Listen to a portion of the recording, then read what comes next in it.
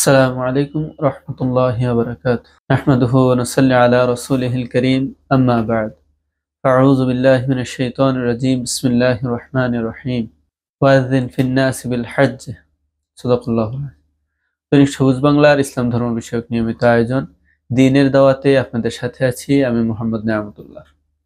আজকে কথা বলবো একটি গুরুত্বপূর্ণ বিষয়, নারীদের উপর হজ ফরজ যাওয়ার কিছু শর্ত নিয়ে। আল্লাহ রাব্বুল আলামিন আমাদের উপরে হজকে ফরজ করেছেন। তার মধ্যে একটা শর্ত হলো সামর্থ্যবান হওয়া। সামর্থ্যবান ব্যক্তিদের উপরেই হজ ফরজ। যে ব্যক্তি মক্কা মুকাররমায় পৌঁছার সামর্থ্য রাখে এবং ওই অবস্থায় তার পারিবারিক যে খরচাদি আছে সেগুলো বহন করার সামর্থ্য রাখে, তার উপরে হজ ফরজ। তবে এক্ষেত্রে নারীদের কিছু ভিন্নতা রয়েছে। এই ভিন্নতাটা হলো, একজন নারীর জন্য হজ ফরজ হওয়ার আরেকটি শর্ত হলো অবশ্যই তার মাহরাম থাকতে হবে। তা 3 দিনের সফর হোক বা 2 দিনের হোক, কোনো ক্ষেত্রে রাসূল সাল্লাল্লাহু আলাইহি ওয়াসাল্লাম 1 দিনের সফরের ক্ষেত্রে নারীদের নিষেধ করেছেন যেন মাহরাম ছাড়া নারীরা সফর না করে। যেহেতু হজ একটা সফরের বিষয়, দীর্ঘ সফরের বিষয়, তা এক্ষেত্রে মাহরাম ছাড়া নারীদের হজ করা ঠিক নয়। কেননা এর কারণে হজ আদায় হলেও মাহরাম ছাড়া কোনো নারী যদি হজ করে তাহলে তার হজ আদায় হয়ে যাবে, তবে এক্ষেত্রে নারী মাহরাম ছাড়া সফরের কারণে গুনাহগার হতে হবে। আর এই মাহরাম কারা? নারীদের জন্য মাহরাম কারা? নারীদের জন্য মাহরাম 14 জন। এর মধ্যে পিতা সমতুল্য এমন হলো 4 জন, যেমন পিতা, শ্বশুর, মামা, চাচা। এই 4 জন হলো পিতা সমতুল্য মাহরাম। এবং ভাই সমতুল্যের মাহরাম হলো আপন ভাই, দাদা, নানা, নাতি, দুধ ভাই, দুধ সম্পর্কের ভাই, এমন ভাই মাহরাম।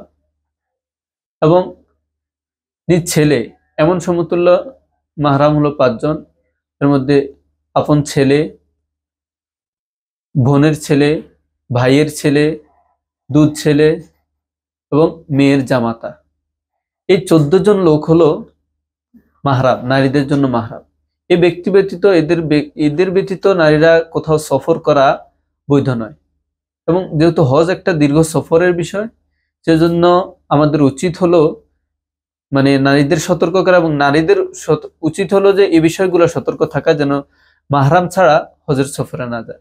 আর নারীদের আরেকটি বিষয় হলো, নারী যদি সম্পদের মালিক হয় তাহলেই যে হজ ফরজ এমন বিষয় নয়। যদি কোনো মাহরাম না থাকে এবং মাহরাম থাকলেও মাহরামের যদি উপর হজ ফরজ না হয়, তাহলে ওই মাহরামের হজ করানোর মতো যে সামর্থ্যটা অবশ্যই নারী থাকতে হবে, তাহলেই নারী হজ করতে পারবে। আর তা না হতো হজে যাবে না, অপেক্ষা করবে যেন সে সেই সামর্থ্যের মালিক হতে পারে, বেশ সামর্থ্যবান হতে পারে, ওই পর্যন্ত অপেক্ষা করবে। আর যদি সামর্থ্যবান হয়ে থাকে যে সে তার মাহরামকে নিয়ে যেতে পারবে, হজ করাতে পারবে, তাহলে তো সমস্যা নেই। আর নারীরা তার স্বামীর অর্থে হজ করতে পারবে কিনা, এক্ষেত্রে স্বামী যদি তার ব্যয়বার যত খরচ আছে তা বহন করে, তাহলে নারীর পক্ষে এই হজের ফরজটা আদায় হয়ে যাবে, এক্ষেত্রে কোনো সমস্যা নেই।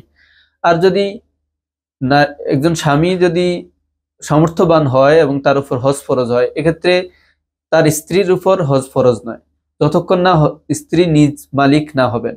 তবে স্বামী যদি নিজ ইচ্ছায় স্ত্রীকে হজ করাতে চান, নিজ সামর্থ্যের নিজ খরচ বহন করে, তাহলে এতে কোনো সমস্যা নেই, হজ আদায় হয়ে যাবে। আল্লাহ রাব্বুল আলামিন আমাদেরকে সকল বিষয়গুলো জানার ও বুঝার তৌফিক দান করুক এবং ইসলামী শরীয়তের বিধিবিধানগুলো সঠিকভাবে মেনে চলার তৌফিক দান করুক।